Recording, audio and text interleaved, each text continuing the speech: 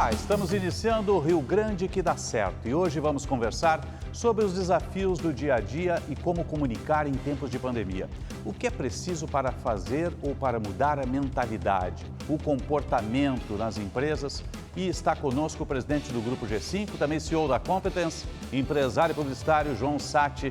Seja bem-vindo, João, ao nosso Rio Grande que dá certo. Obrigado por mais uma oportunidade de estar com vocês aí. Realmente é muito gratificante. Vamos começar falando justamente por esse teu segmento, né? Como é que impacta a pandemia, a restrição, justamente no segmento criativo, João? Olha, Osíris, é um desafio para todos nós, porque de uma certa forma esse longo período de confinamento deixou todas as pessoas muito entorpecidas, né? Nos afastamos do cotidiano, nos afastamos da nossa rotina e, consequentemente, nos afastamos muito da relação com as marcas, né? E as marcas, por sua vez, estão passando dificuldade, as suas empresas estão passando dificuldades, e a tendência é reduzir essa visibilidade das marcas. Só que isso é um equívoco. Mais do que nunca, as marcas precisam estar presentes, precisam estabelecer uma empatia com o consumidor. Nós temos alguns exemplos de grandes empresas nacionais que estão fazendo realmente um recado maravilhoso, como é o caso do Bradesco, né? Que entende o momento dos clientes e traz um recado positivo para isso. Então, esse tipo de alternativa de não se encolher no momento em que o mercado encolheu é extremamente importante. Por outro lado, cabe às marcas também, estou falando em termos de empresa, né? Produto, serviço, mais do que nunca reforçarem a questão da confiança e da segurança de consumir os seus produtos. Isso é fundamental nesse momento, né? Manter o alinhamento e o reforço de marca, já que há um distanciamento e há um contingente de pessoas muito grande no seu home office ou simplesmente nas suas casas, né, João? Exatamente. O meio televisão foi muito resgatado nesse momento, né? As redes sociais também são muito empoderadas, mas um aspecto importante é que, pelo evento das fake news, os veículos ditos tradicionais, como é o caso de uma rede Bandeirantes, eles ganham espaço, justamente pela confiança, pela segurança da fonte da informação. Então, a nossa recomendação é que as empresas se mantenham anunciando. Algumas, no caso, já em outros estados, como Santa Catarina, que a Competence tem operação forte, os shoppings já abriram. Então, o tom de voz dessa comunicação, ele não pode ser eufórico, mas ao mesmo tempo ele não pode ser algo que continue mantendo aquela relação tão, eu diria, calma, tão relaxante que vinha sendo até então. Então é fundamental que as marcas consigam moderar o tom de voz, né? Que elas se mantenham atuantes, mas que elas também tragam a oportunidade de consumo. As pesquisas nos indicam que o consumidor está muito aberto a fazer bons negócios. Então, é um momento de buscar a oferta do bom negócio. Já não estão tão predispostos a assumir compromissos de médio e longo prazo. Por quê, Osíris? Porque o desemprego está batendo na porta de todo mundo. Fechamento de empresas também. E nós temos pela frente um tsunami, né, na economia. Cada vez mais grave, isso marcará profundamente a transformação, inclusive, das organizações. Nós sairemos dessa crise, sim, mas absolutamente diferentes. O Grupo G5 tem um guarda-chuva com um leque de empresas que trabalham essa comunicação toda. Como é que ele está funcionando nesses tempos? Está todo mundo em home office? Como é que está essa linkagem das tuas equipes criativas com as marcas? Bom, o G5 hoje tem cinco operações, verticais distintas, né? Na área de comunicação, na área de estratégia, na área de dados, na área de tecnologia e na área de eventos.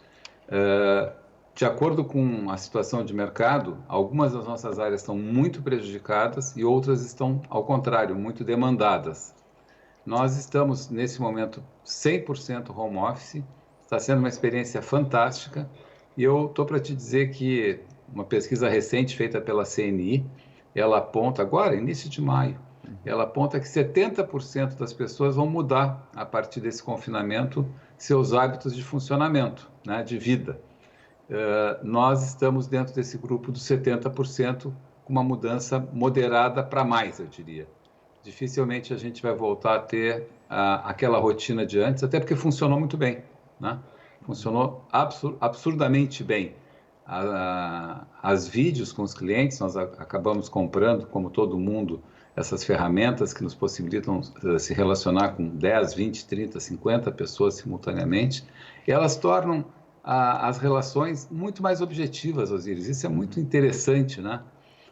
Eu não vejo para o futuro aquela frequência de viagens para Rio, para São Paulo, para Santa Catarina, que a gente fazia quase que semanalmente. Não vejo.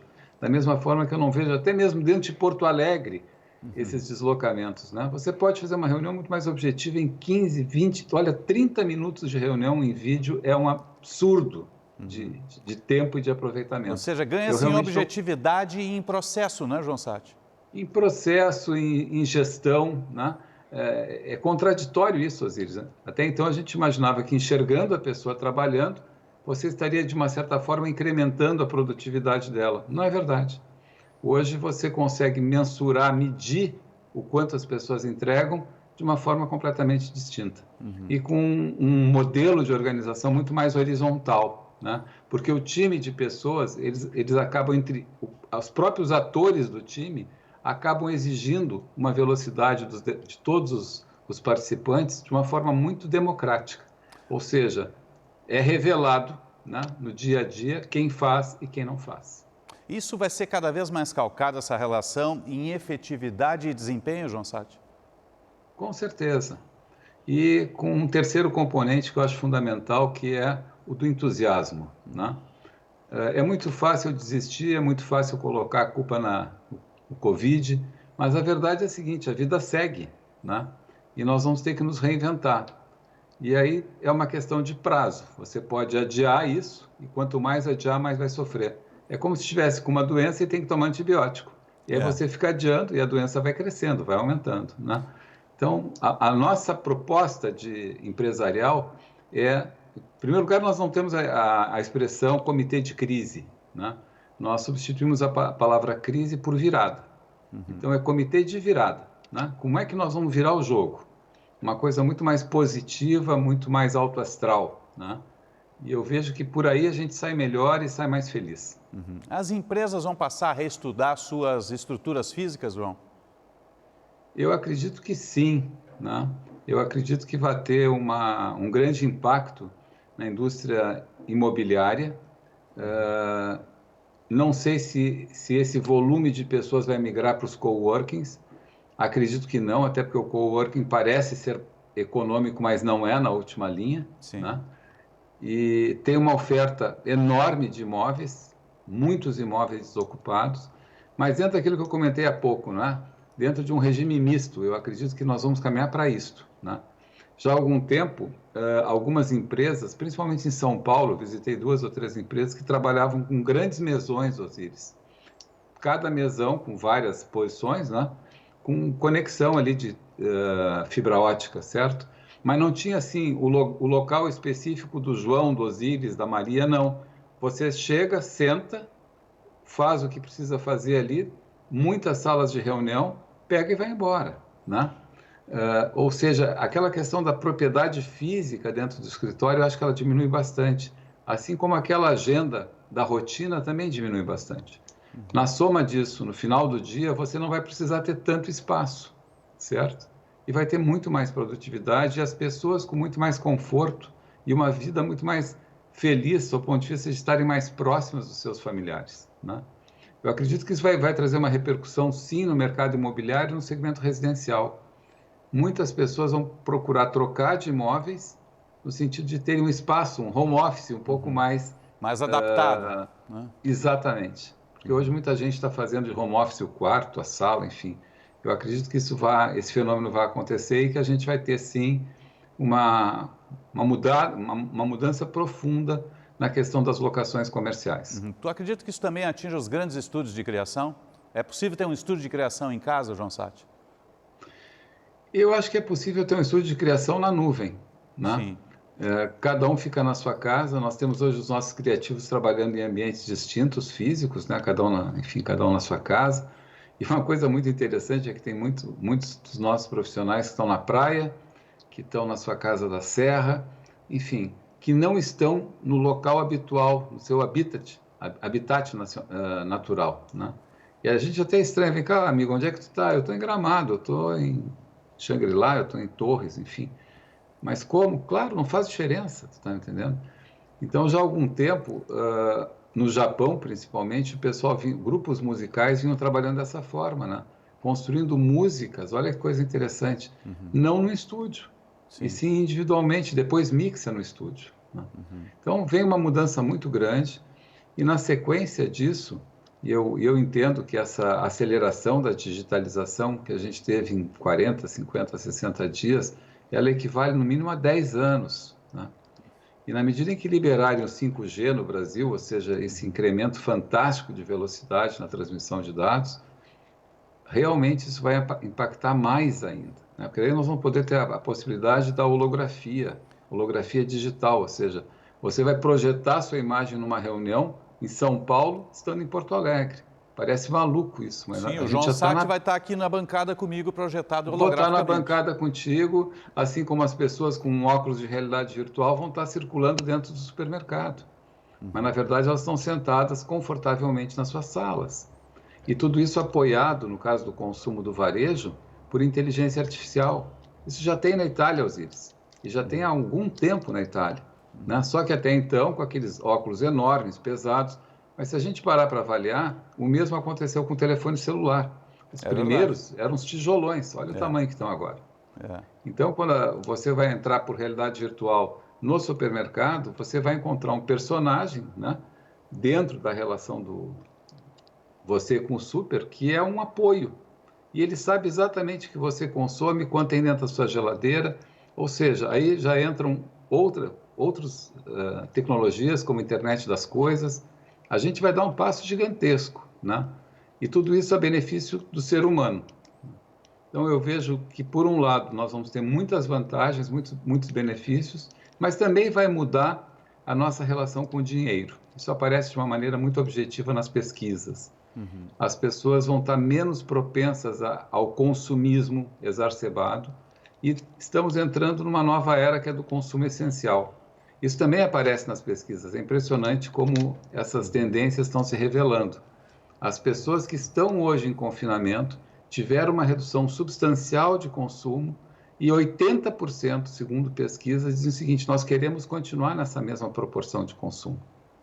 Então, todas essas questões, elas estão apenas iniciando uma revolução. Como é que o marketing, como é que as empresas vão se relacionar com isso, é um enorme desafio. O que eu tenho sugerido para clientes e em palestras, eu tenho feito muitas lives nesse momento, muitas calls, tu tá me entendendo? Eu tenho dito o seguinte: não tem mais uma definição única de mercado, Osíris. Mais do que nunca, você vai ter que pegar o seu mercado e cortar em fatias, né? Cortar em segmentos e entender o que é importante, quais são as dores de cada segmento e, a partir daí, construir soluções. Esse vai ser o desafio do marketing. A gente está conversando com o João Satti, presidente do Grupo G5, CEO da Competence. Depois do intervalo, nós vamos falar de pesquisa e de trabalho para o Rio Grande sair do momento adverso. A gente faz um breve intervalo no Rio Grande que dá certo. Você fica conosco e nós já voltamos.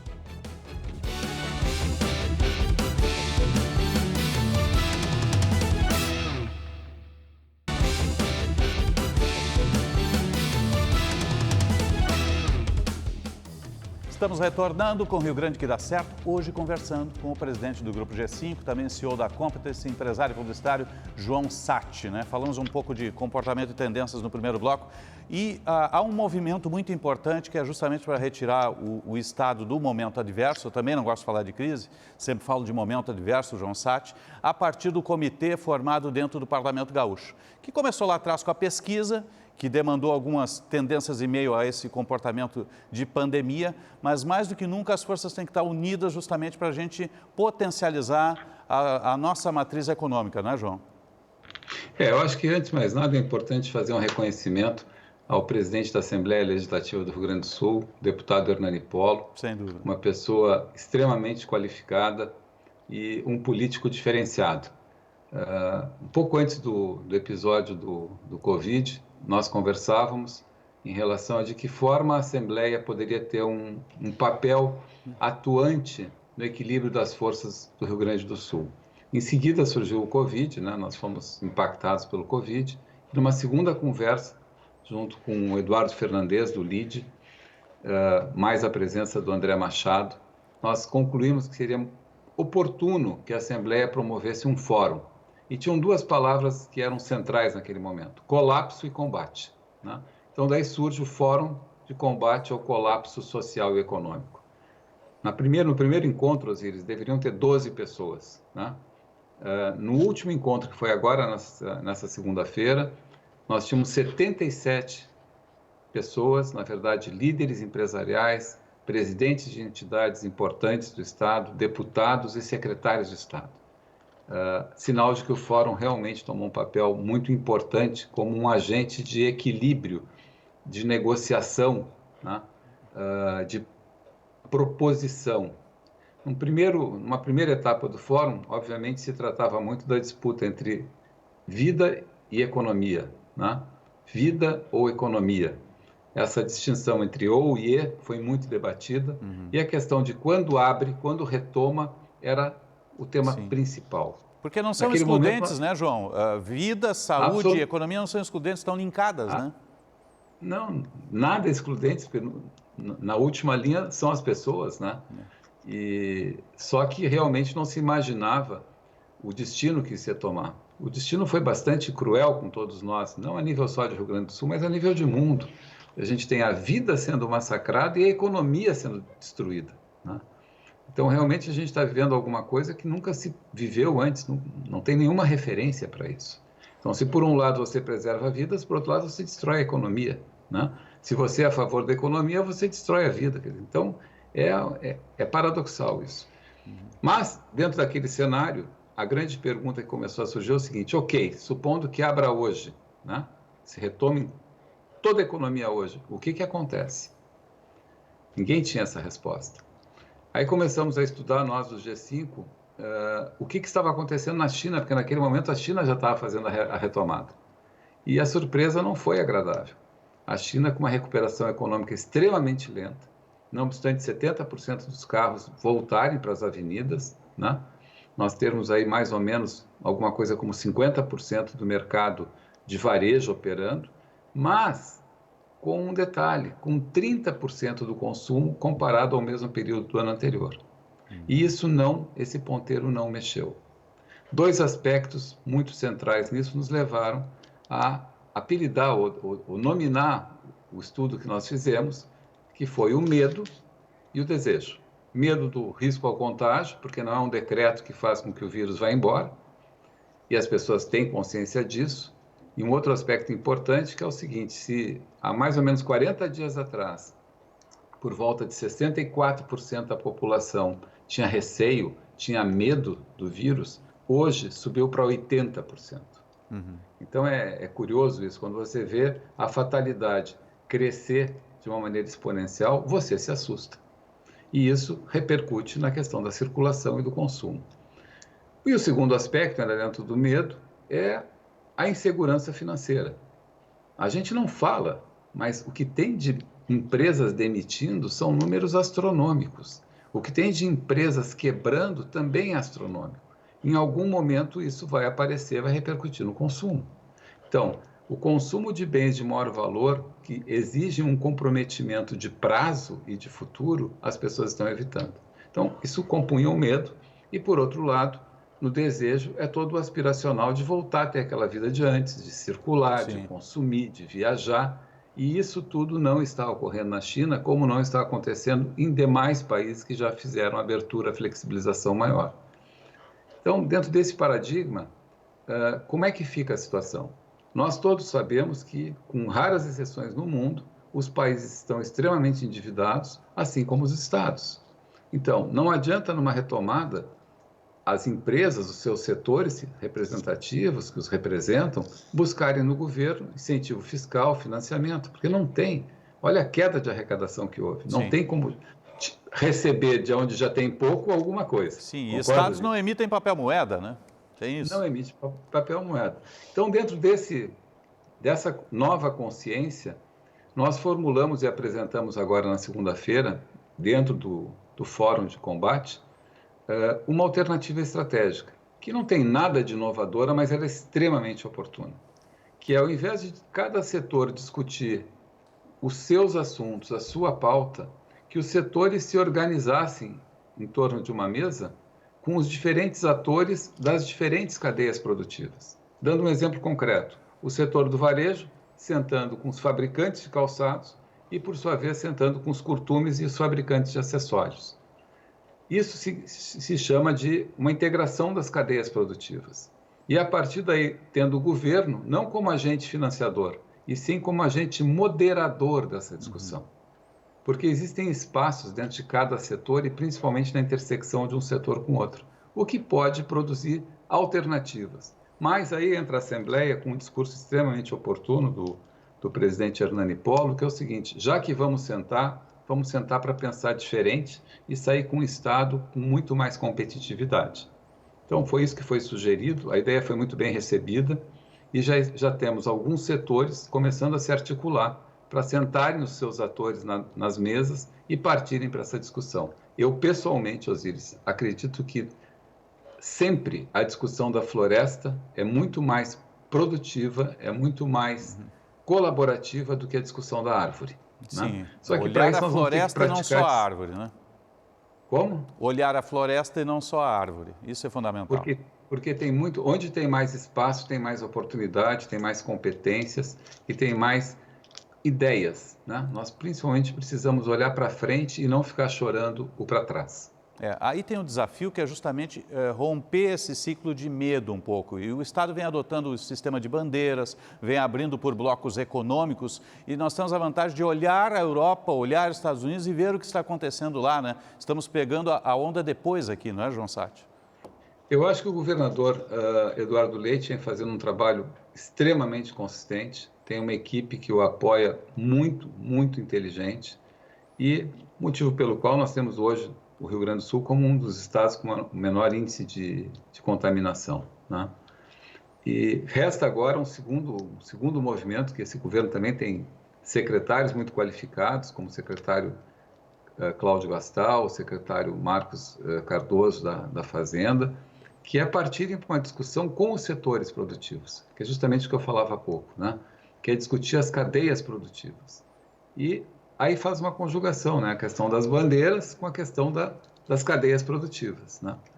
Enfim, eu acho que por aí nós vamos encontrar uma grande solução, não só para sair da crise, mas para o Estado recuperar a sua posição competitiva dentro da federação. Agora, tem uma estrutura muito bem calcada aí em cima da comunidade científica, da universidade de pesquisa, né, João Satti? Nesse momento tem que se trabalhar pesquisa, né? A hélice da inovação é justamente essa, né? A tríplice hélice, né? Que é a sociedade, o governo e a universidade. A universidade na Coreia, por exemplo, na Coreia do Sul, é um papel importantíssimo.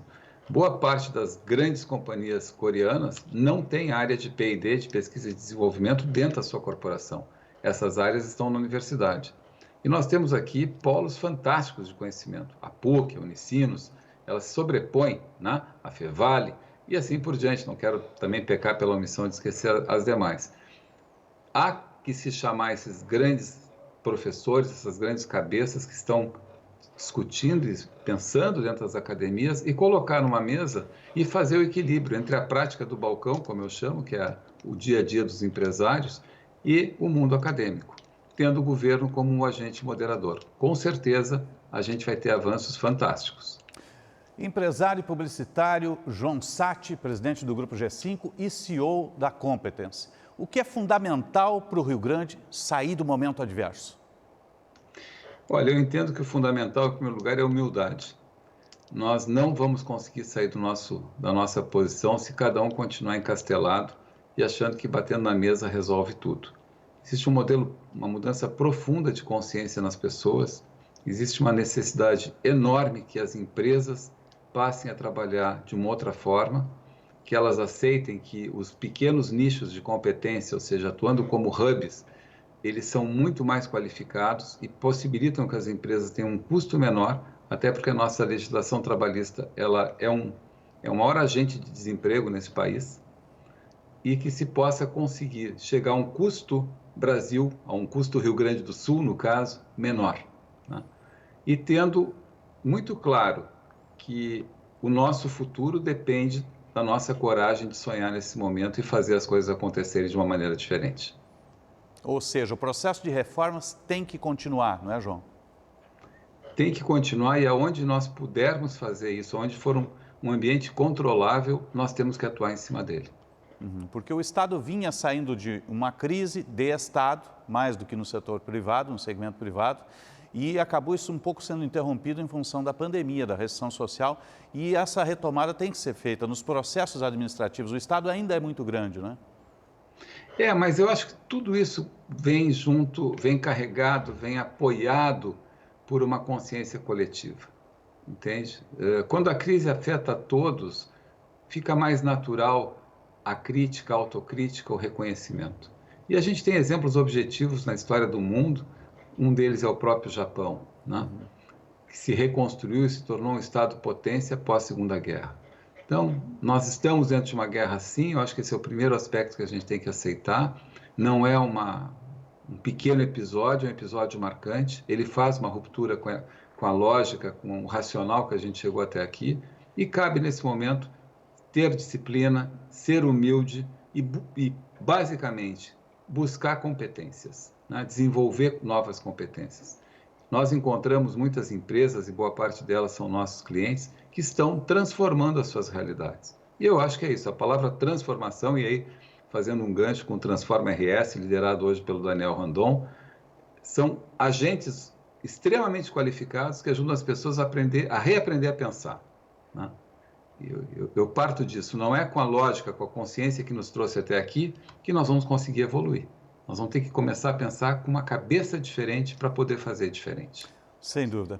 João Satti, obrigado pela presença conosco aqui no Rio Grande que dá certo. O Grupo G5, a Competence, todas as empresas que entregam o guarda-chuva são parte do nosso Rio Grande que dá certo. Parabéns. Muito obrigado, Osíris. Obrigado, Bandeirantes.